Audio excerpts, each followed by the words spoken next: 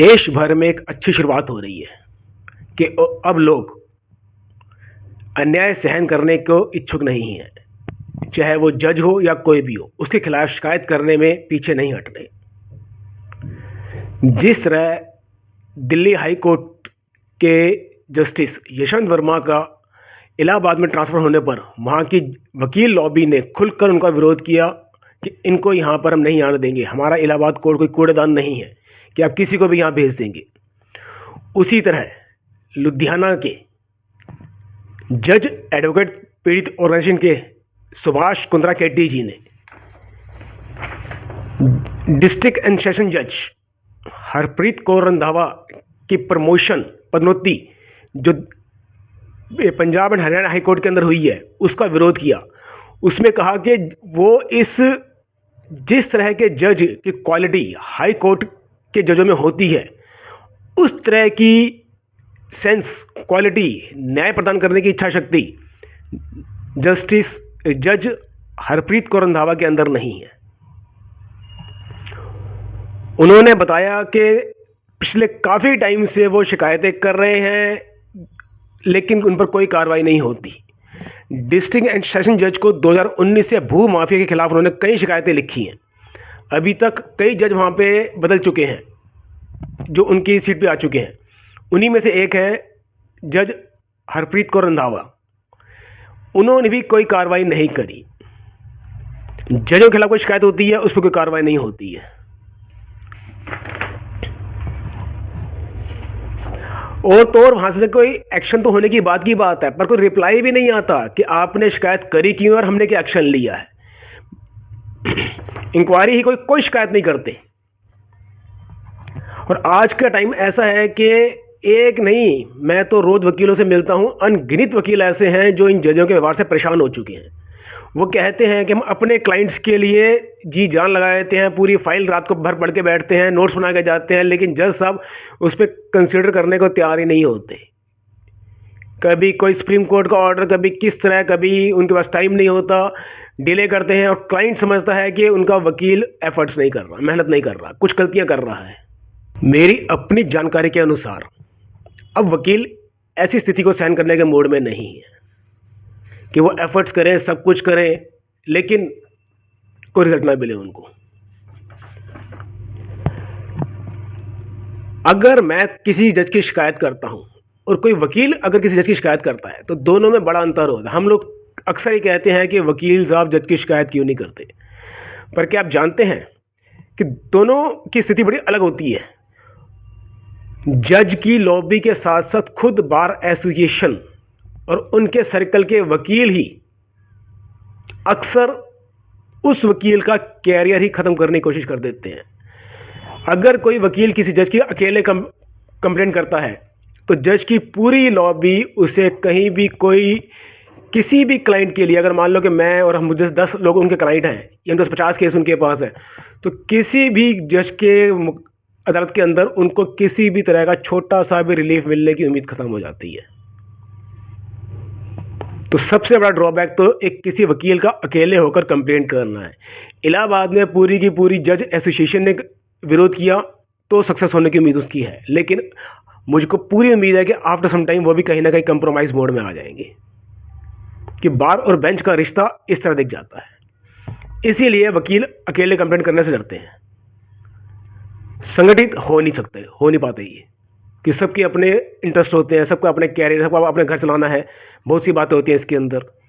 पर मेरी जानकारी के अनुसार इस शिकायत के पीछे भी, जो सुभाष केटी साहब ने जो शिकायत किया है, इसके पीछे पूरी वकील लॉबी है। इसी शिकायत के अंदर लिखा हुआ है, it has come to light through discussion within the legal fraternity and documented concern that Ms. Randhava's professional competence and judicial temperament may not meet the standards expected of a high court judge. Specific documentary evidence. तो वकील lobby भी ने मिलकर ये पीछे से कह सकते हैं कंप्लेंट कराई है। तो मेरा सभी वकीलों से गुजारिश है ये कि मैं जानता हूँ और क्लाइंट आपके नहीं जानते, पर मैं जानता हूँ कि आप अकेले कंप्लेंट नहीं कर सकते। इसीलिए 2, 4, 5, 10 वकील किसी संस्था या किसी व्यक्ति के साथ उसके सहारे शिकायत कीजिए, सारे सबूत इकट्ठे कीजिए, सबूत उस व्यक्ति के हाथ में पकड़ा दीजिए आप, वो भी थोड़ा सा श्योर हो जाएगा कि कल को अगर आप में से ही कोई वकील लॉबी में से मान लीजिए किसी कारण से वकील पूरा खुल के आगे नहीं आ सकता, तो एविडेंस होंगे तो वो आदमी खुद आगे फाइट कर सकता है। तो इस तरह चावल में से कंकर निकालने की तरह जो भी नाकाबिल जज हैं, जो भी अक्षम जज हैं, जो भी जो उस न्यायाधीश की कुर्सी के ऊपर विराजमान होने के लायक नहीं है, उनको वहाँ से निकाला जाए। उनका वहाँ से निकलना आप वकीलों के लिए, मैं कह नहीं सकता कि मतलब कितना बेनिफिट वाली बात उसके अंदर होगी। फिर वकीलों को जब भगवान कहते थे वो दोबारा फिर भगवान कहेंगे जज के साथ, जज को नहीं कहेंगे, क्योंकि जो फाइटर होता है उसे भगवान कहा जाता है।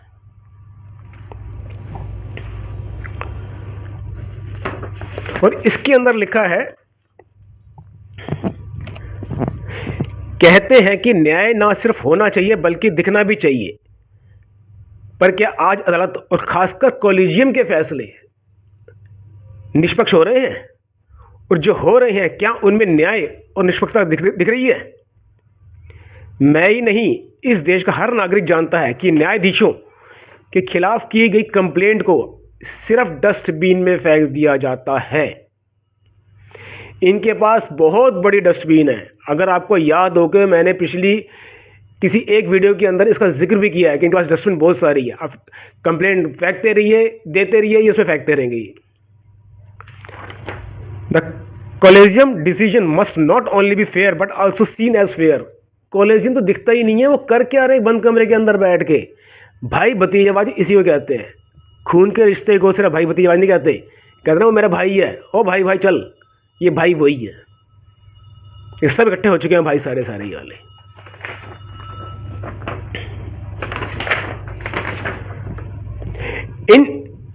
इसी जो कंप्लेंट है, मैं इसको हिंदी कुछ अनुवाद करके आपको बार बार सुना रहा हूँ बीच बीच में आपको मैं। इन शिकायतों को ना तो स्वीकार किया जाता है और ना ही शिकायतकर्ता प्रतिवादी द्वारा कथित रूप से दायर स्पष्टीकरण उत्तर की कोई एक प्रति शिकायतकर्ता को प्रदान की जाती है। शिकायतकर्ता को प्रतिवादी से जिरह करने का अवसर भी नहीं दिया जाता। मैं कंप्लेनेंट हूं जिसके खिलाफ कंप्लेंट की है, मेरे को उससे तो क्रॉस करने का मौका भी नहीं दिया जाता। मौका तो बहुत दूर की बात है, मुझे बताया भी नहीं जाता कि उस पर क्या एक्शन लिया या नहीं लिया या डस्टबिन में फेंक दी गई। लगाते रहिए पार्टी। आप इतना परेशान कर देते हैं कि आदमी कहता है छोड़ यार, मैं अपना काम धंधा कर रहा हूँ बैठ के। मैं सिर्फ ये सिस्टम है, क्योंकि इनकी नौकरी में बात नहीं आती। जितना मर्जी परेशान कर लें आपको, ये जिस दिन वो समय आएगा कि कोई अधिकारी काम नहीं करता तो वो उस कुर्सी पर बैठने के लायक नहीं है, उसको वहाँ से टर्मिनेट किया जाए सीधा, उस दिन देखिएगा हमारा देश कैसे अमेरिका और जापान से आगे निकल जाएगा। ये हम लोग इनके टर्मिनेशन की डिमांड भी नहीं करते और वो करते भी नहीं है। हर गलती को माफ़ कर दिया जाता है उनकी। अब माफ़ी नहीं, ओनली टर्मिनेशन होना चाहिए। शिकायत का अंतिम परिणाम भी शिकायतकर्ता को नहीं बताया जाता। आपको याद होगा इसी बात के बाद मैंने आरटीआई भी लगाई थी पुलिस स्टेशन के अंदर। एक पिछली वीडियो में उसका जिक्र किया था मैंने। यह प्राकृतिक न्याय, नेचुरल न्याय का घोर उल्लंघन है, जिसे आमतौर पर दुनिया भर में न्यायपालिका की आधारशिला माना जाता है। वास्तव में दोषियों को बचाने के लिए कोई कसर नहीं छोड़ी जाती हमारी देश के अंदर। घाव को भरने के बजाय घाव को ढक दिया जाता है और जनता की नज़रों से छिपा दिया जाता है, जो सिस्टम को और भी खराब कर देता है। आज जब अगर आप किसी जज की शिकायत करते हैं, किसी अधिकारी की शिकायत करते हैं, किसी अफसर की शिकायत करते हैं, अगर उस पर कोई एक्शन ना लेके उस पर कपड़ा डाल दिया जाए, आपसे बात भी ना की जाए, तो क्या वो उसका बढ़ावा नहीं देगा कि मैं और गलती कर लूँ? वही हो रहा है सिर्फ। दरअसल हर कंपनी के अंदर एक सिस्टम बनाया जाता है कि आप शिकायत कीजिए, हम उसका निवारण करेंगे। पर निवारण हो रहा है क्या? क्योंकि जनता खुल के डिमांड नहीं कर रही। अनसुलझे शिकायतों के कारण और भी अधिक यशवंत वर्मा पैदा होते हैं, ये इसमें लिखा हुआ है और ये सच भी है। क्या आपको लगता है कि जो जस्टिस ये भी कहना है अग्निकांड के बाद पकड़े गए हैं, क्या वो दोबारा दूध के धुले हो जाएंगे? तरीके बदल जाएंगे उनके, अगर वो सीट पे हैं तो। पर करप्शन नहीं बदलता। कहते हैं कि फितरत नहीं बदलती, ये वकील ही कहते हैं। आप किसी वकील से बात करेंगे तो पहली या दूसरी बात में वो बोल देगा कि फितरत नहीं बदलती। ये है बात सारी। तो जिसकी फितरत जैसी है उसको उसी सीट पे बैठना चाहिए। जिनके घरों में भर भर के नोट मिलते हैं, हमें याद रखना चाहिए कि न्यायपालिका पीड़ित व्यक्ति की आखिरी उम्मीद है, last hope, last step, last सीढ़ी है ये। पर क्या मिल रहा है वहां से आज? अगर यह उम्मीद भी टूट जाए तो अशांति फैलती है और अपराध को बढ़ावा मिलता है। जो मैं अपनी हर वीडियो में कहता हूं, जब पीड़ित को न्याय की उम्मीद नहीं, अपराधी को सजा का डर नहीं, तो न्याय कहां से मिलेगा? समाज में शांति कहां से आएगी? जिससे समाज का पतन होता है। न्यायाधीशों में जवाबदेही की कमी का पतन का कारण है। कहावत है कि power makes a man corrupt and absolute power makes him absolutely corrupt. एक व्यक्ति को अगर शक्ति मिल जाए तो वो क्या हो सकता है, हिटलर से भी आगे जा सकता है वो। पर अगर एक संस्था को ऐसी शक्ति मिल जाए तो क्या होता है? सिर्फ 34 जज या 35 जज सुप्रीम कोर्ट के, और शायद मेरे को इस टाइम पूरी गिनती याद नहीं आ रही, अगर मैं थोड़ा दिमाग पर जोर भी डालूं तो मेरे ख्याल से 1000 या 1200 जज होंगे हाई कोर्ट्स के। पूरे देश को कंट्रोल कर रखा है। ना किसी अपराधी नेता को, ना किसी सड़क चलते अपराधी को सजा मिल रही है तो डर फैले। इसीलिए है कि सत्ता आदमी को भ्रष्ट बनाती है और पूर्ण सत्ता उसे पूरी तरह भ्रष्ट बना देती है। भारतीय न्यायपालिका भी यही बात लागू होती है। मैं इसलिए कहता हूँ कि नेता आते रहेंगे, जाते रहेंगे। नेता को आप वोट देके बदलने का आपका अधिकार है, लेकिन हमारे देश में करप्ट जज को किसी भी तरह आपको हटाने का अधिकार नहीं है। जबकि अमेरिका में ये अधिकार वहाँ की जनता को प्राप्त है। 80% जनता वहाँ के जजों को वोटिंग से चुनती है, 20% जनता जजेस बाद में अपॉइंटेड होते हैं उसके अंदर। इसीलिए अमेरिका के अंदर जुडिशल सिस्टम हमारे देश से बेटर है। क्राइम हर जगह है, आप बोलेंगे क्राइम है, वहाँ पे भी है, पर क्राइम नहीं है, जुडिशल सिस्टम, मैं उसकी बात कर रहा हूँ इस time. All the sins are hidden under the umbrella of immunity and the collegium system promoted that. Fact है ये तो भैया। आज की तारीख में संस्थाएं अपनी सभी गलतियां, दोष, पाप प्राइवेसी की आड़ में छिपा देती हैं। अदालतें और कॉलेजियम प्रणाली भी यही कर रही है। करते रहिए शिकायतें आप।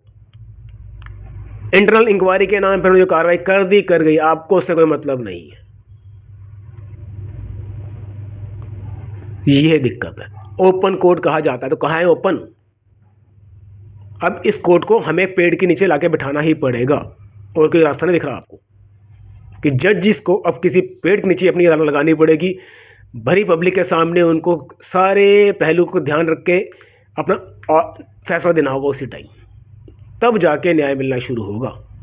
अब हमें इन बिल्डिंगों की जरूरत नहीं पड़नी। और एक बात समझ नहीं आती, जब हर एक के ऊपर है कि इनकम टैक्स हो या कोई डिपार्टमेंट हो या अपनी संपत्ति का उसको ब्यौरा देना पड़ता है, पर जज पर अपनी संपत्ति डिस्क्लोज करने की बाध्यता भी नहीं है। यह भी लिखा है इस कंप्लेंट के अंदर। अब समय आ गया है कि इस पूरी न्याय प्रणाली में बदलाव किया जाए। कॉलेजियम प्रणाली को तत्काल प्रभाव से समाप्त किया जाए और न्यायाधीशों पर भी उचित प्रतिबंधों के साथ पारदर्शिता और जवाबदेही शुरू की जाए। Audio video recording of court proceeding शुरू की जाए, तभी तो चलेगा ना पता कि वो हमारी शिकायतों पे कार्रवाई क्यों नहीं करते। आज आप एक शिकायत करेंगे तो कल को आप उनके कोर्ट में खड़े होकर पूछ सकते हैं कि जब कैमरा लगा होगा कि जैसा मैंने वो शिकायत की थी अभी तक उस पर एक्शन क्यों नहीं किया गया, तो कैमरे के सामने उनका जो नायब कोर्ट या पुलिस वाला आपको हटाएगा नहीं। जज सब आपसे बोलेंगे अच्छा जी इनकी शिकायत मंगाई जाए, उस पर कार्रवाई क्यों नहीं हुई अभी तक, तब होगा ऐसा। समझिए बात को आप, कैमरे की ताकत को पहचानिए।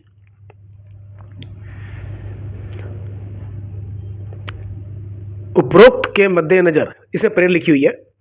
मैं विनम्रतापूर्वक अनुरोध करता हूं सुश्री हरप्रीत को रंधावा की प्रस्तावित पदोन्नति पर तत्काल पुनर्विचार किया जाए। उनकी उम्मीदवारी के खिलाफ उठाए गए दस्तावेजी साक्ष्य और चिंताओं की गहन समीक्षा की जाए। न्यायपालिका की अखंडता की रक्षा और योग्यता आधारित पारदर्शी मूल्यांकन प्रक्रिया का पालन करना किया जाए। मैं फिर कहता हूं कि अगर जिस दिन अदालत के अंदर ऑडियो वीडियो रिकॉर्डिंग शुरू हो गई तो ऐसी शिकायतों की करने की ज़रूरत नहीं पड़ेगी। ऐसी शिकायतें करने के बाद आपको उसका रिजल्ट मिलना शुरू होगा।